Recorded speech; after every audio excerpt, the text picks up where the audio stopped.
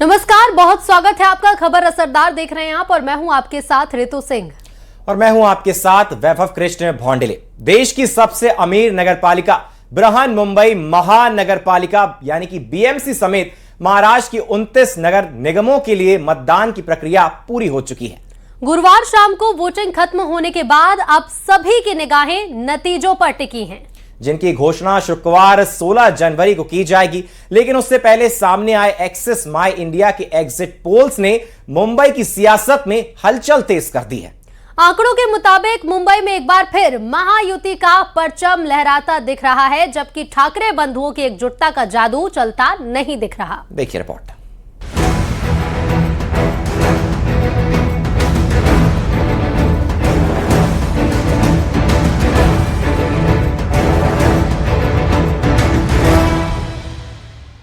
महाराष्ट्र में 29 नगर निगमों के लिए मतदान पूरा हो गया है। शाम 5:30 बजे तक मुंबई सहित ठाणे, नवी मुंबई, पुणे, नागपुर और अन्य प्रमुख नगर निगमों में वोट डाले गए, जिसमें आम से लेकर खास सभी ने बढ़ चढ़कर अपने मताधिकार का इस्तेमाल किया। नेताओं से लेकर बिजनेसमैन तक और फिल्म स्टार से लेकर खिलाड़ियों तक सभी लोकतंत्र के इस पर्व में शामिल नजर आए, अपने घरों से निकलकर वोट डालने पहुंचे। वैसे तो महाराष्ट्र में 29 नगर निगम है, लेकिन सबकी नजर बीएमसी यानी बृहन्मुंबई महानगरपालिका पर है और सवाल एक ही है कि आखिर कौन बनेगा मुंबई का किंग। बीएमसी की 227 सीटों पर 1700 उम्मीदवार चुनावी मैदान में हैं, जहां सत्ताधारी महायुति की सीधी टक्कर ठाकरे ब्रदर्स की सेना से है, जो 20 साल के बाद बीएमसी चुनाव में साथ आए हैं। बीएमसी चुनाव के दौरान वोटिंग के बीच सियासी बयानबाजी भी तेज दिखी। मतदान के बाद जो इंक लगाई जाती है तुरंत वो निकाली जा सकती है। ये तो गंभीर है और ये मुझे कुछ फोन भी आए और आपके टीव्ही चॅनल पर मैंने देखा भी। त्याची स्पष्टता ही निवडणूक आयोगाने द्यायची, ते देत नाहीयेत। मागितल्यानंतर पत्र पाठवल्यानंतर पण ते देत नाहीयेत आणि आज तर अजूनच वेगळं काहीतरी की बाबा आजपर्यंत ती इंक लावली जायची, बरं का। आता काहीतरी नवीन पेन आणलंय आणि ते पेन मध्ये इतक्या तक्रारी सगळ्या बाजूनी येत आहेत की तुम्ही बाहेर पडल्यावरती त्याला जर सॅनिटायझर लावलं तर ती शाई जाते। चुनाव प्रक्रिया पर सवाल उठे तो जवाब सत्ता पक्ष की तरफ से भी आया। पलटवार में कहा गया कि विपक्ष पहले से ही हार का बहाना तलाश रहा है। देखिए, अभी मैंने ये मार्कर मेरे को लगाया हुआ है, अब इसको मिटा के दिखाइए। देखिए कहीं मिट रहा है, देखिए आपके सामने कर रहा हूँ, कहीं मिट रहा है। ऐसा है कि हो सकता है कि किसी का इसके ऊपर ऑब्जेक्शन हो, इलेक्शन कमीशन ने देखना चाहिए और कुछ इस्तेमाल करना है तो करना चाहिए। मैं तो बोलता ऑयल पेंट करना है तो ऑयल पेंट करिए, चुनाव निष्पक्ष होने चाहिए।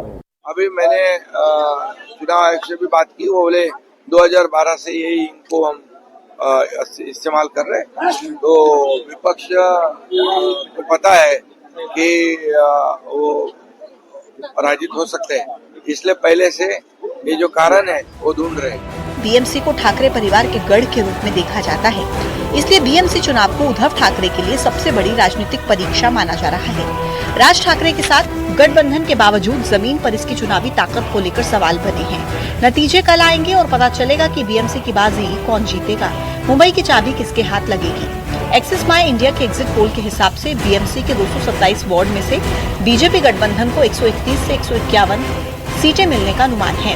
यूबीटी को 58 से 68 सीटें मिल सकती हैं। फिलहाल असल नतीजों के लिए कल तक का इंतजार करना होगा। Bureau report, news 18। मायावती ने अपने 70वें जन्मदिन पर एक प्रेस कॉन्फ्रेंस की, जिसमें उन्होंने 2027 चुनाव को लेकर ब्राह्मण कार्ड खेल दिया है। मायावती ने कहा है कि बीएसपी सरकार में ब्राह्मण को पूरा सम्मान मिला, जबकि बीजेपी सरकार में ब्राह्मणों की उपेक्षा हुई। साथ ही मायावती ने विधानसभा चुनाव में अकेले लड़ने का भी ऐलान किया है। मायावती के बयान पर बीजेपी और एसपी ने पलटवार किया। देखिए रिपोर्ट।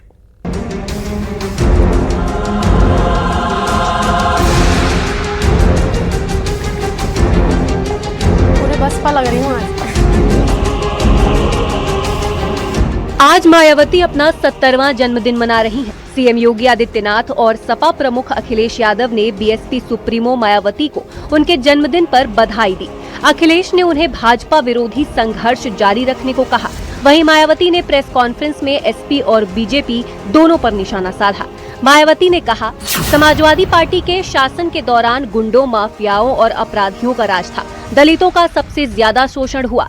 2 जून 1995 को लखनऊ गेट हाउस में बीएसपी ने एसपी के साथ गठबंधन तोड़ने के बाद हजारों सफाई गुंडों ने सरकारी मशीनरी का इस्तेमाल करके मुझे जान से मारने की कोशिश की। ये बात किसी से छिपी नहीं है।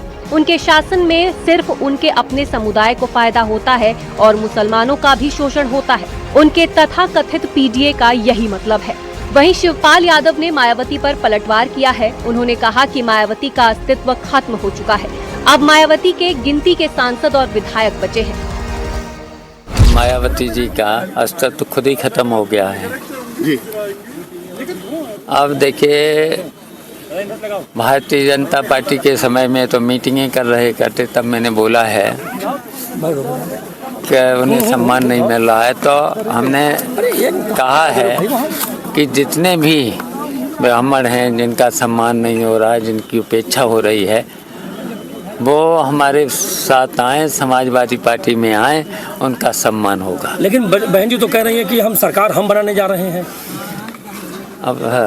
अब आपने पिछले चुनाव आप देख लिए हैं, उनके कितने एमएलए हैं, कितने एमपी हैं। मायावती ने 2027 चुनाव को लेकर ब्राह्मण कार्ड खेल दिया है। मायावती ने कहा है कि ब्राह्मणों को अब किसी का बाटी चोखा नहीं खाना चाहिए। वैसे भी अब ब्राह्मण समाज को किसी का भी चोखा, बाटी आदि नहीं चाहिए और न ही वे किसी की धमकी से भी डरने वाले हैं, बल्कि उन्हें हर स्तर पर पूरा मान सम्मान व उचित प्रतिनिधित्व तथा रोटी रोजी के भी साधन चाहिए। साथ ही इनके ऊपर कोई भी जुर्म, जाति आदि नहीं होनी चाहिए, जो ये सब इनकी चाहत अभी तक बीएसपी की सरकार में ही पूरी हुई। मायावती के ब्राह्मण कार्ड पर बीजेपी ने निशाना साधा है। यूपी बीजेपी अध्यक्ष पंकज चौधरी ने कहा कि ब्राह्मणों को लेकर बीजेपी को बीएसपी से सर्टिफिकेट लेने की जरूरत नहीं है। 2027 में जनता फिर बीएसपी को जवाब देगी। बसपा को हमें ब्राह्मणों के प्रति प्रमाण पत्र उनसे प्राप्त करने का अवसर हमें नहीं चाहिए।